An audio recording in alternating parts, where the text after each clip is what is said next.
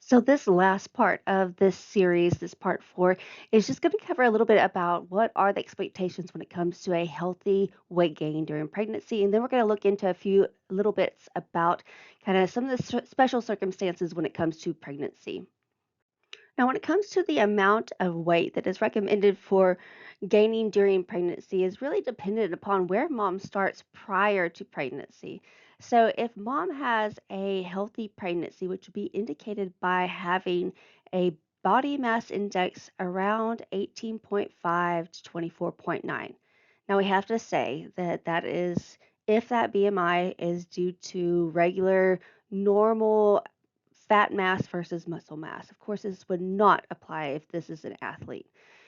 So, with that said, if they are considered to be at a healthy weight, then around 25 to 35 pounds should be expected to for a woman to gain during pregnancy.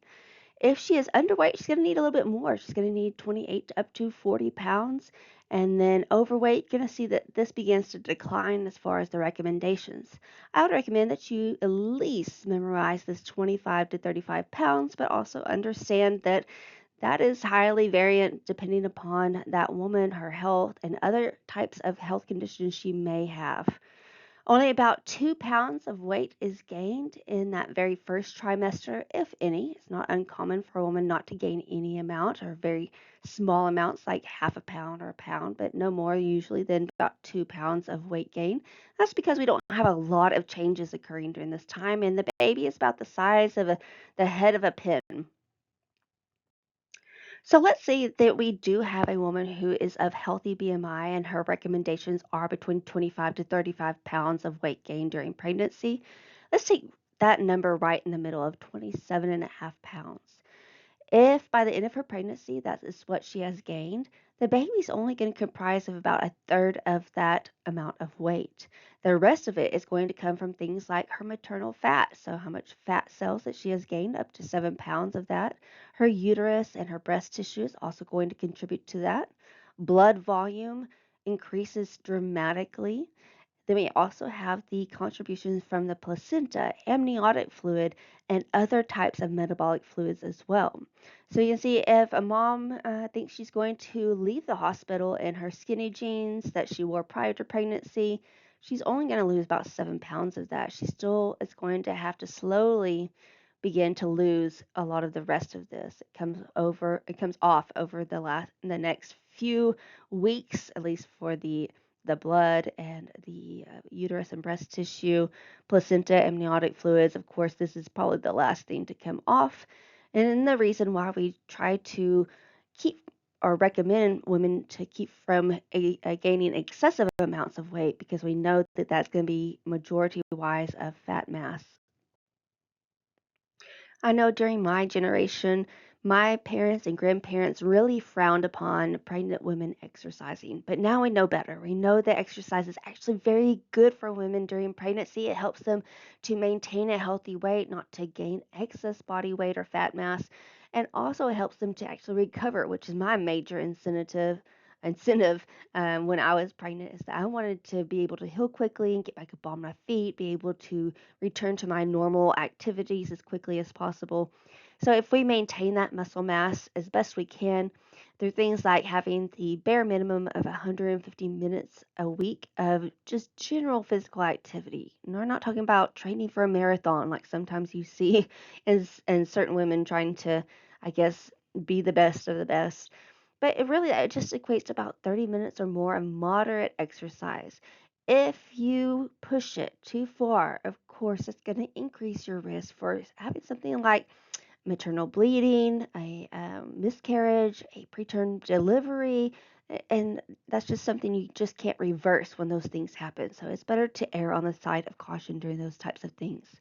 It's recommended that the types of activities are low impact, meaning that we're not going to have things that you are just completely out of breath in, like high excuse me, let me try one more time. High intensity interval training, things like extreme heavy weightlifting, or going past the point of exertion in some types of activities. We want to make sure that we avoid anything that increases that body core temperature. When your temperature gets up too high, that also is going to affect the babies, and that's going to prevent a lot of things that are circulating for the baby that they need in order to maintain life. Now, the first thing that you may notice on the screen is going to be this very large, chunky monkey here, this cute little baby. Well, not little, but it's a very large baby. This baby kind of looks like a 1 year old, but he is newborn. Unfortunately, this was a undiagnosed or misdiagnosed or even untreated gestational diabetes that occurred. And this is diabetes defined as, and please make sure you know this definition, is diabetes that only occurs during pregnancy, meaning mom did not have diabetes before pregnancy, but all of a sudden during her second trimester, she goes in for a follow up. And lo and behold, when she takes this specific test, known as this glucose tolerance test, her blood sugars come back really high and she is diagnosed with this gestational diabetes. Usually it occurs around the 20th week. And one of the major problems is it results in a macrosomia type of pregnancy. That means just a very large bodied baby. Very large body, which means probably going to have a cesarean. Also, we're going to have some issues with regulating blood sugars once that baby is born. For the baby, it increases their risk of jaundice, breathing problems, and also birth defects. They may also have some temporarily hypoglycemia. And why does this happen? Well, during pregnancy, the baby is getting all of their nourishment from mom and through the placenta. And their pancreas, I'm going to just kind of label this here as it being kind of the pancreas. Their pancreas is working very well. It's producing plenty of insulin to make sure that even getting lots and lots amounts of sugar is still going to not be too high for them. Um, but during actually birth, what happens is that that little sugar straw, I would say, is cut off, of course, as the placenta or the cord is cut. It's cut away. And so all of a sudden, their sugar supply is gone. And so their pancreas is still pumping out a ton of insulin that usually lowers blood sugar, but there's no more sugar there. And so they end up with something known as hypoglycemia or low blood sugar. This is something that is usually just something that is, I guess, taken care of in NICU or that neonatal intensive care unit. And the baby's kept there. They're given some IV glucose or dextrose in order to stabilize their blood sugars. And eventually they're returned back to mama. But you can see why having a very, very large baby during a pregnancy is just going to really cause some complications, especially to mom. As future healthcare professionals, it's important to understand and identify those who are most at risk. We do see those that tend to be overweight over the age of 25, oh gosh, that is very young, are those with certain ethnicities or race backgrounds like Hispanic, African American, Native American, or Pacific Islanders tend to have a higher risk. Also, if you've had one pregnancy where you had gestational diabetes or a large baby, most likely because you didn't get diagnosed properly with gestational diabetes, you're more likely again to have another pregnancy with gestational diabetes. All of these are important to make sure that they're being screened for so you can treat it early and keep some of those other types of side effects happening that we saw on the previous slide. We just talked about gestational diabetes, but let's look at gestational hypertension. This is high blood pressure that only occurs during pregnancy. A woman has no history of having high blood pressure in the past, and all of a sudden during pregnancy, she develops this. There are a couple of different variations of this. The early onset and more controlled version is preeclampsia, and this is high blood pressure or hypertension that leads to some edema, or more severe than what is considered normal during most pregnancies. And typically, but not always, yes, some protein losses that are occurring in their urine. Every time you go into a wellness visit during pregnancy, they're going to ask you to pee in a cup. They're going to test that for things like some extra glucose is being lost and protein. That will lead them to understand whether you may be having or experiencing things like gestational diabetes or hypertension. If preeclampsia is not controlled, it can lead to eclampsia, which is extremely dangerous and deadly. So, this is high blood pressure that already is depriving the baby from getting enough oxygen and nutrients. And now, not only is it affecting baby, but it's causing mom to have seizures and can lead to death. Only cure for this is to deliver the baby. So again, most of the time, if this starts to begin to develop preeclampsia, mom's going to be put on bed rest in order to help hopefully alleviate eclampsia.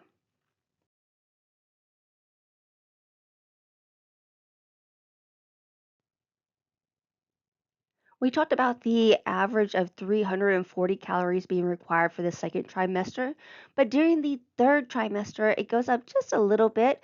Now, instead of 340 calories, it goes on up to 450 calories that are needed in addition to what she was consuming prior to pregnancy.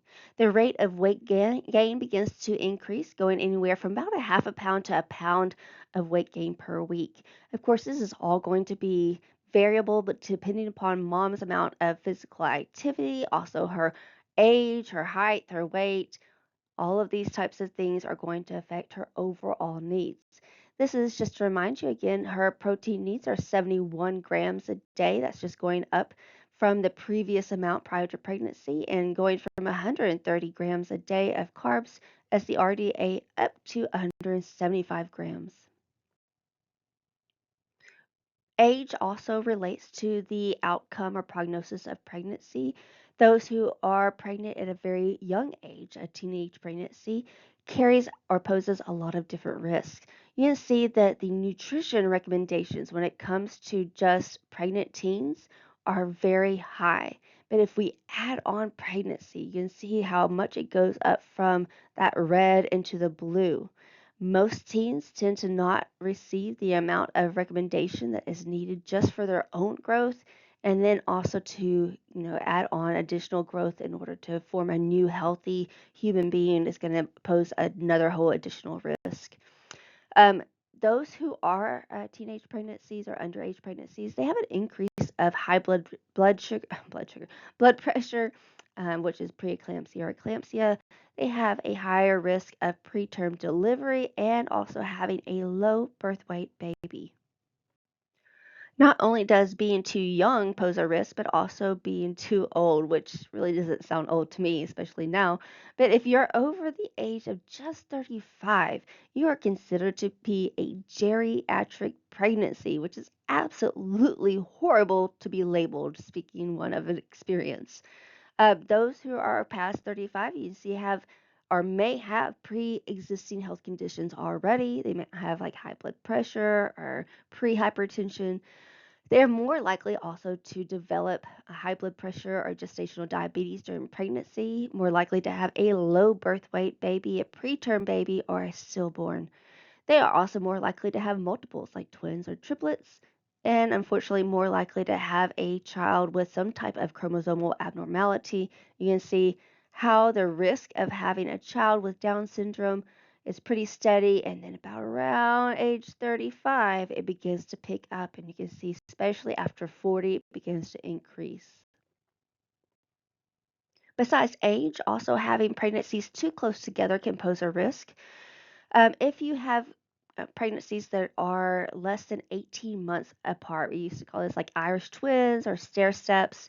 When mom has a baby and unexpectedly usually gets pregnant within 6 to 12 months after that, that means she's having back-to-back baby. But pregnancy takes such a toll on mom's body that's unlikely that she has replenished all of her nutrient stores. So it increases things like preterm delivery, small for gestational age, and infant death. If mom has a previous miscarriage, she's more likely to have another. If she has a previous child with a birth defect, she's also more likely to have another child with a birth defect. Now, the U.S. has come up with some different ways to help minimize the risks associated with pregnancy, adverse health outcomes, because we know the more medical issues that we have as a whole as the U.S., the more we have to spend in things like Medicare and Medicaid. And so we have something known as WIC, and that stands for Women, Infants, and Children, but specifically children under the age of 5. Please, please know this definition, who this program is for, and that it can cover postpartum women, breastfeeding women, and anyone, well, it has to be low income regardless, and children up to the age of 5. With this program, and I have worked for WIC before, you receive as a participant, you receive iron fortified formula. If you have a newborn, you can receive things like a breast pump to help with breastfeeding. You get things like iron fortified cereal. This is adult cereal, but it should say both adult and infant cereal. You get vitamin C rich fruits and vegetable products, eggs, milk, cheese, peanut butter, dried beans, peas, legumes, tuna fish, carrots. This has a bigger list, but this is different from SNAP, which is what we may say is the Lone Star card here in the U.S. In Texas. But this is specifically designed to provide foods of known nutrient deficiencies prevalent in low income pregnant moms, infants, and young children. We see that it does actually save the taxpayer money. We see that every $1.77 to $3.13, it's changed a little bit here recently. It does save major amount of money. I'm sorry, every dollar spent on WIC saves about $1.77 to $3.13 when it comes to the amount spent on medical costs for those who do have nutrition related complications. And folks, that brings us to the end of this unit. And the next little bit, we'll be going over things like lactation and infant feeding practices. Thank you for joining me. We'll see you next time.